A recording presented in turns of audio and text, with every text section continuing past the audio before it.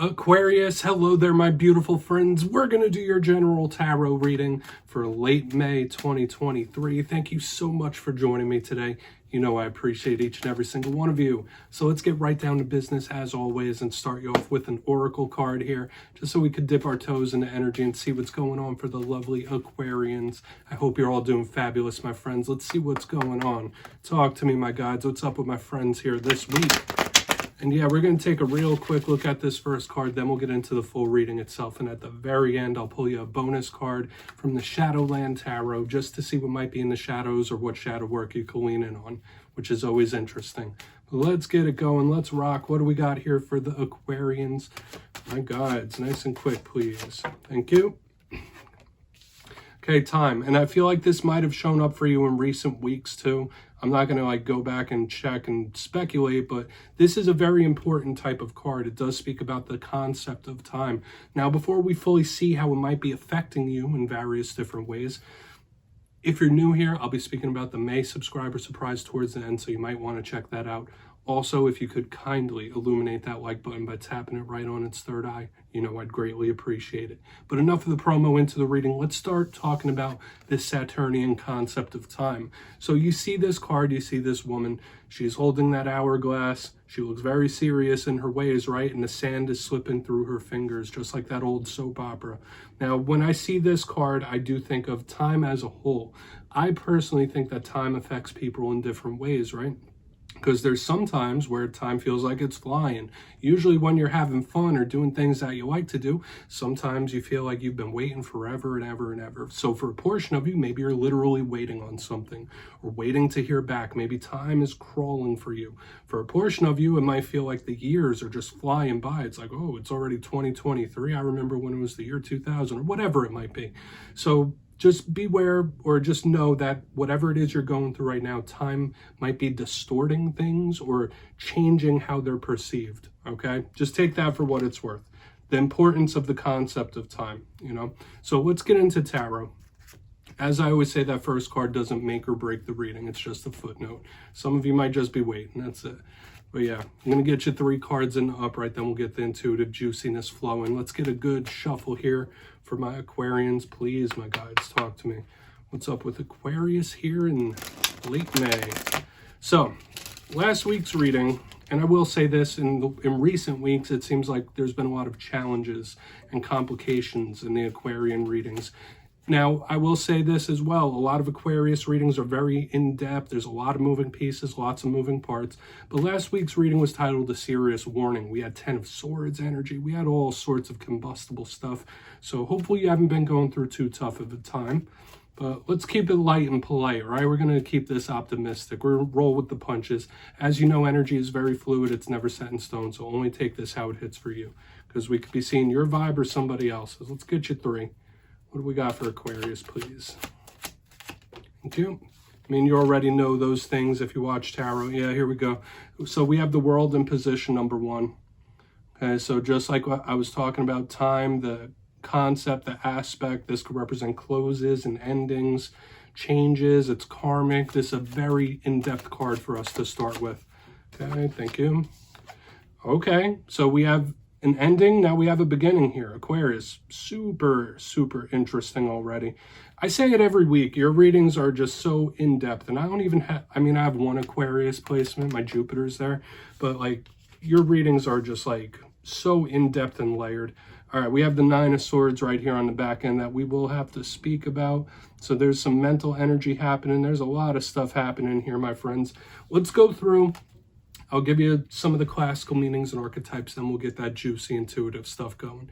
Now, if you kindly look here in the box, at first glance, I see the fire-air combination happening. You know how I go with elementals, whether it's mixing earth and water. But we have the combustible energy. We also have a very powerful major arcana in the front end. But let's go through one by one and talk about it. The card of closeouts and endings, and a card of brand new beginnings. So we have this cycle shift and change happening. But in position number 1, we have the world. This could be a very angelic energy. For some of you, this could represent spirit helping you through a very tough time. For a portion of you, yeah, you might be experiencing various closes, endings, tough ones, neutral ones, whatever it might be. Now could be a big time of change in your life. Aside from that, when I see this card, I do think of the karmic cycle of life, the cycles that we all move through and go through, life on the big spectrum. And for a portion of you, this could represent the world itself. Okay, I personally see it like that. When I get the world card, I think of someone who might be affected by what's going on with world events. There might be somebody in your life that is just putting so much energy into world events. Maybe the state of the world today is driving you up a wall. It could be all of the above. It could be none of the above. You just take what hits for you. But it is also protective and angelic if it's not just representing the close of a journey. Now, moving to the center, we have the Ace of Wands. So the ending, the beginning. All aces are the first of their suit. The Ace of Wands is very, very fiery, my friends. It is starting something off with a bang. It is starting something off with a kaboom, right? So this is burning hot fire. Right? So there could be something igniting a flame within you. You might be trying to remake yourself or wanting to remake yourself, look at things in a different way. You might be in the early stages of some sort of journey that really motivates you and pushes you forward. It's very nice. When I see the Ace of Wands, it could also represent sexuality in some sort of way. We're not going to put our minds too much in the gutter, but you see what this card looks like, right? It does represent the libido in some sort of way. So you might be burning a little hotter than usual, right? It's only human, but we'll see what that's about. It could just be the fiery new beginning of something or the first steps of a new journey. Now, moving to the very back end, we have a card that might have a little warning attached to it. We have the Nine of Swords. Now, this doesn't have to be your energy, air energy of the mind. This is a card to me of somebody that is having issues sleeping. Okay, so whether it's somebody thinking so much that they can't get a good night's sleep, this could represent someone who's having nightmares, someone that's very stressed out, anxious, on edge. So we're really going to want to clarify this and see what it's about. I also have to mention, out of all the cards, this is one of my paranormal cards as well, like a card of things that go bump in the night. So for a portion of you might be a little more in tune than you normally are and a little more receptive to the etheric side, if you know what I mean. You might be seeing things out of the corner of your eye. You might be very sensitive to the energies of others. And I also say that with the World card here too, because that is so spiritual. We're seeing extremely spiritual cards here as well. So I really want to dive in deeper on all this, Aquarius. Let's jump in and clarify. Okay. So let's get a good shuffle here. Let's reset this deck and see what we got for you, my friends. What's up with Aquarius, please? And yes, this is where I go intuitive with the message, which means I just tell you how it feels to me. So feel free to do further research or rely on your base knowledge of tarot. Because as you know, every single reading is about the reader's interpretation, and I'm just giving you mine.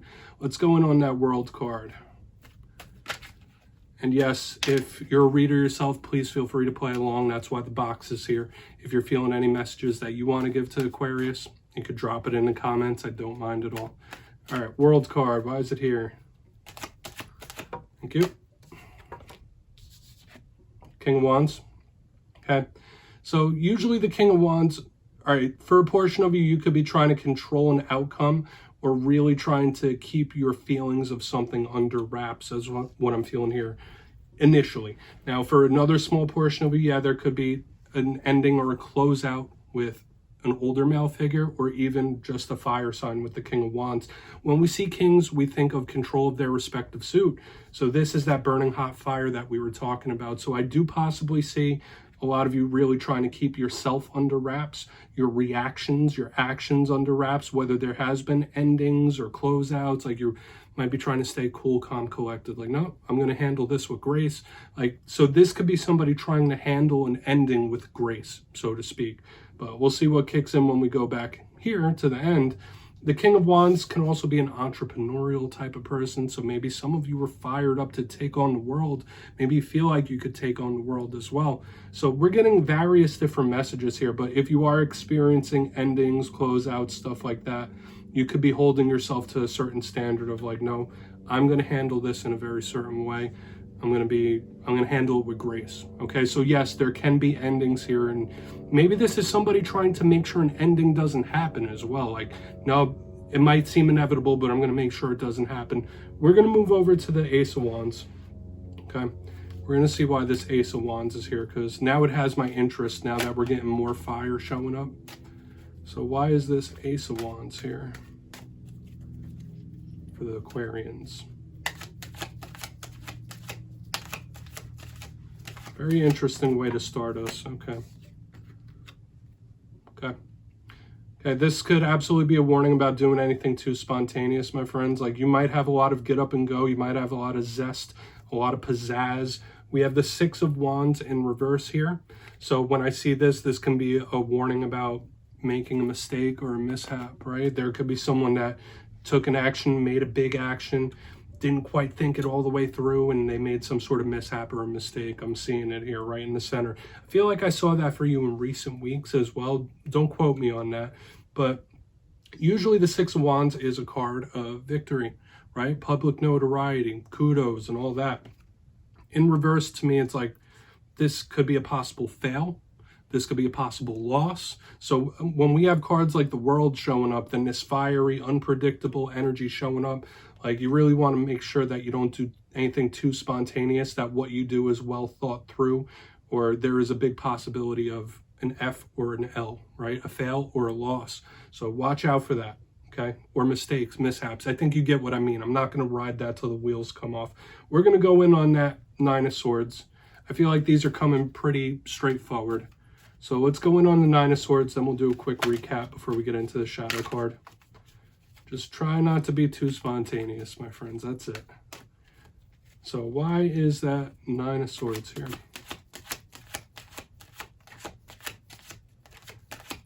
Okay, yeah, the deck is being very specific now. There we go. Judgment. Yeah, someone made the wrong judgment call. Okay, we have literal judgment in the upright underneath this Nine of Swords. Now, there's something I do have to add in, and I will add this in for those of you that are more in tune or knowledgeable about astrological events, because I'm picking up something big here that does tie into like astrology and the position of the planets. But I will also say, to me, this is more of a double down of this energy, or someone regretting an action they've made or regretting what they've done. There is this little energy of stress and anxiety, like, damn, I screwed that up, I messed that up. So just watch out for these energies, all right? Because we're seeing it in two different places. Judgment could be literal decisions, but it could also be actions. Like, this person is now stressing or nervous because of this. So just watch out for the mistakes, mishaps, possible losses or fails.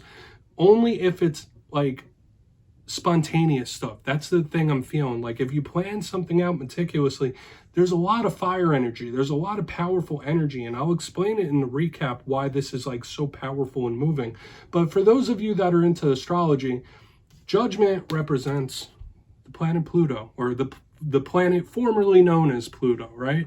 So a lot of you also might know that Pluto is now, I mean, it's in retrograde right now at the time of this filming, but it's sitting right on the border of Aquarius. So the Plutonian energies and Plutonian planet is going to be affecting a lot of your placements in Aquarius for quite a while. It's going to be affecting society as well. So when we see this under the Nine of Swords, just know the planet Pluto, you might want to do some research, because it could be affecting your placements, because this card is linked to Pluto.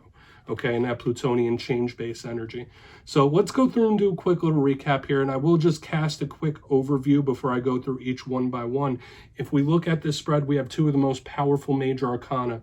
We have the World, we have Judgment, we have tons of fire, we have air. This is extremely powerful change-based type of energy overall. So just keep that in mind. There's a lot of energy that could be affecting the Aquarians. But position number one, we have the World with the King of Wands in the upright.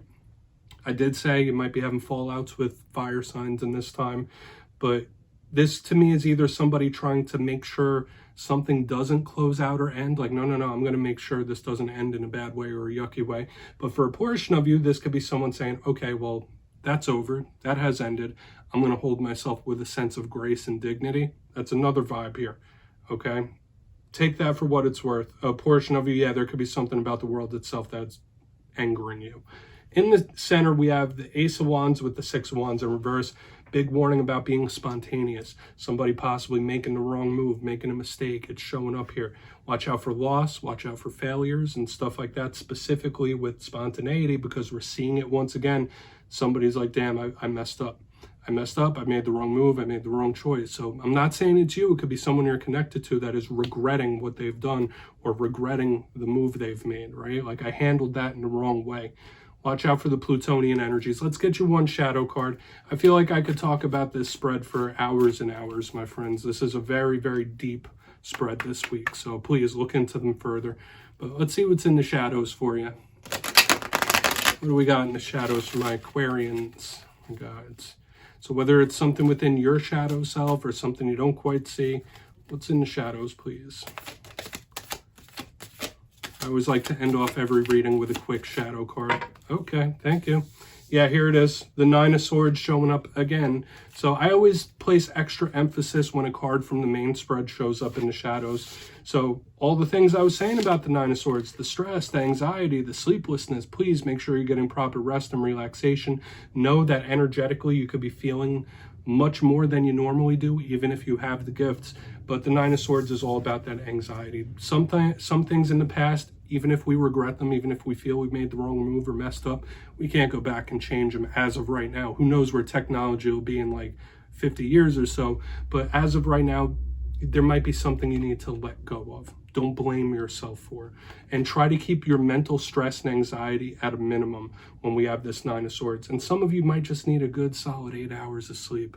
As simple as that. So Aquarius, that's what I have for you this week, my friends. Don't click away just yet. I'm going to give you the details of the May subscriber surprise. For the May subscriber surprise, I'm giving away 2 boxes of the beautiful Tarot of the Owls. This is an awesome deck. So if you'd like to get your name in for this, it's 2 simple things. As always, my friends, first, you must be subscribed, which I'm sure you already are. And second, let me know down in the comments, out of all the cards in this week's reading, which one spoke to you the most. You'll be entered to win, and at the end of the month, I will announce the winners in my community tab at random. As always, my friends, much love to you, and I'll see you next time.